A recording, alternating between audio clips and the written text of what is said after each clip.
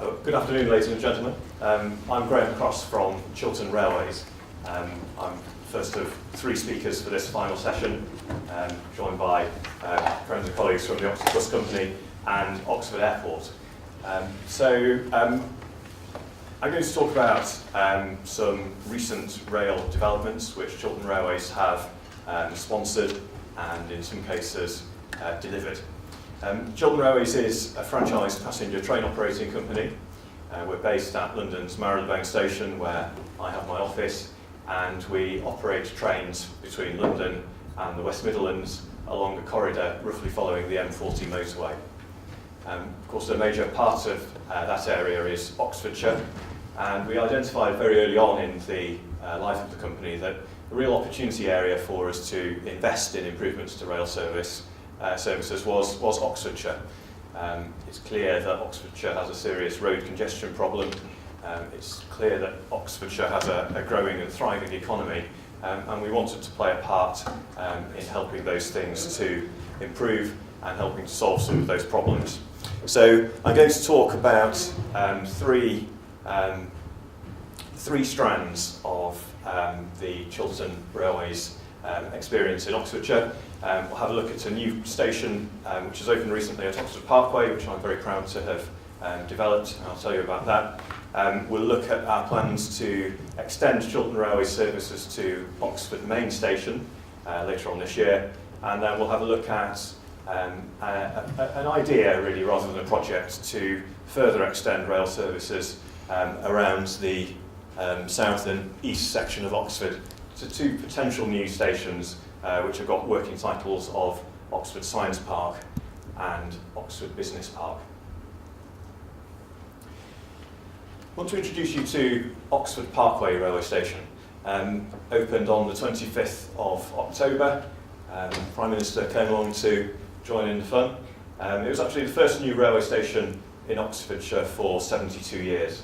Can I test a straw poll? Has anyone tried it? Has anyone used the station? Yeah, good, yeah, good. Okay, did anyone use Chiltern Railways to follow Oxford United to Wembley the other weekend? No, none of you did. 12,000 people did, and it was by and large a great success. So Oxford Parkway Station is at the top of the Banbury Road. It's just beside what used to be called the Water Eaton Park and Ride. And if you live in the following areas, Oxford Parkway is your nearest and most convenient station. So Kidlington, Summertown, Witney, Burford, Headington, maybe one day in Barton Park. These are all very handy places for the station. And if you do business or you're employed at places like Bakebrook Science Park or Oxford Airport or Langford Lane, or maybe in the future at Oxford Gateway, at the Northern Gateway, then this is the closest station for you. We have excellent car parking, nearly 1,000 car park spaces. We have a first-rate bus interchange connecting into the 500 bus, and also a network of other bus services which include routes linking the hospital at John Ratcliffe. And we have substantial cycle parking facilities, as any good development in Oxford should. We try to run a train service which is reliable, friendly, welcoming, punctual. It runs twice per hour, every half hour. Trains take about an hour. Then modern trains, comfortable, spacious, with plug sockets, free Wi-Fi, and a good number of tables so that you can work productively and arrive at London Marylebone Station in a relaxed state, hopefully, with its connection, fully functioning connection to the Bakerloo Line tube. The station is it's quite considerably transformed site, actually. This is what it looks like today. That's what it looked like a couple of years ago. It's on the site of the old Gosford grain silos, which were demolished to make way for the new station. So this has actually been very successful. On a typical weekday, we have over 700 customers entering the station. About 400 of those we think arrive by car, and that leaves 300 or so arriving by bus or cycle. And that's a very high proportion of people arriving by non-car means. Other Chiltern Railway stations have much higher proportions of car use. I think it's great that Oxford Parkway has managed to break that mould and get a proper public transport experience linking different modes together. So that's Oxford Parkway station. The next step in the Chiltern Railway's journey to Oxford is the extension of the Chiltern Railway's route from that new station at Oxford Parkway to the main station here in Oxford, which is just next door to where we're standing. So the photograph, in fact, the Green Spire is the Society Business School, but the photograph shows you a forgotten corner of Oxford Station. This is where the parcels trains used to go in years past. If you were to look at that site now, you would see demolition work underway with the things you can see in the centre there being demolished, and that's making way for 2 new platforms which are being constructed in readiness for the arrival of Chiltern Railway's trains. So in December, 12th of December I think, we will launch our new service. That will mean that there will be 2 Chiltern Railways trains per hour between Oxford and London Marylebone, calling it Bicester on the way, and some calling it High Wycombe, with journey times from 65 minutes. It's a whole new rail route between Oxford and London. My marketing people think it's the first new rail route linking a major British city and London for over 100 years. It doubles the existing frequency of services between Oxford and London, and it gives a choice of London terminal, to Marylebone, operated by Chiltern Railways, or Paddington, which remains served by the Great Western Railway Company via Reading. So it's important for Oxford people wanting to travel to London. It's also important for people who are perhaps in London who are wanting to travel to Oxford, either for business or tourism. In the last presentation, we heard that there were 26 million visitors per annum to Oxfordshire, and a good number of tourists, American tourists being the highest spenders. And the aim really is for us to make connections with some of those tourist and leisure destinations to try to make sure that rail is thought of as a good way of travelling from London to Oxford, and then travelling on to some of those tourist destinations, perhaps including Blenheim. So that work will complete Chiltern Railway's investment in Oxford's rail network in the region of £130 million. That is not a subsidised investment. Many rail investments are subsidised. That's paid for through the fares that the people who we hope to attract will bring into the railway, which avoids making any drain on the public purse.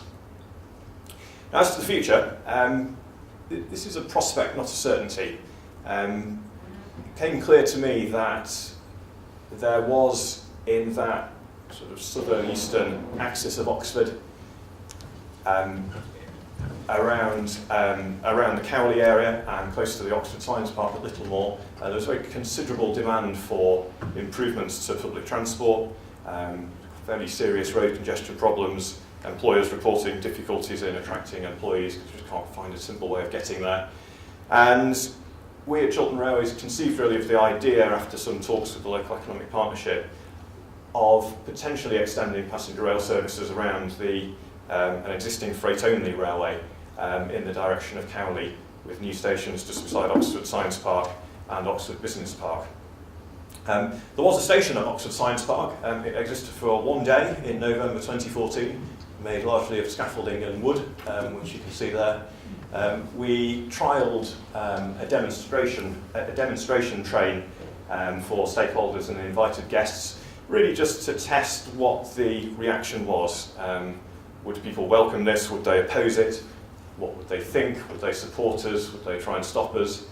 And I'm pleased to say it came out with a huge degree of enthusiasm and actually a consensus that this was the right sort of thing to do. I choose quite deliberately a photograph with representatives from both the County Council and the City Council. If you've done things in Oxford, you may have come across situations where sometimes the authorities take slightly different views on things. In this case, they were both able to rally around and support, for entirely different reasons, I might add, but both the County and City are supportive of this. And so, once we've finished our Oxford development at the end of the year, we will work together with the local authorities and businesses in the area to see whether we can get this off the ground. My reflections really in closing are that there is significant demand for improvement to Oxfordshire's rail service. Road congestion and economic growth of the sort that we've heard in earlier presentations fuel this further. But it is actually very difficult to invest in infrastructure in Oxford. When you try and do this sort of thing, lots of people try and stop you. This kind of audience, I don't think is like that. It's pro-business, it's pro-growth, it wants to reduce congestion and barriers. But I talk and have business in other forums where that's not the case. There are some very, how shall I put it, embedded local grassroots organisations who will expend ginormous amounts of energy in trying to stop you. Now, I've managed to persuade my board not to lose heart and to keep going in the face of that opposition. I dare say in other companies who might have invested in Oxford's infrastructure, that sort of thing might actually have put them off. And unfortunately, it's in the end, it's the whole city region and all the people within it who lose out when infrastructure isn't built properly, because you need good infrastructure to enable the growth and to enable the city region to grow to its full potential. So at Chiltern Railways, despite all that, we are absolutely committed to expanding our interest in Oxfordshire and improving the city's rail service. So with that, I will close and say thank you.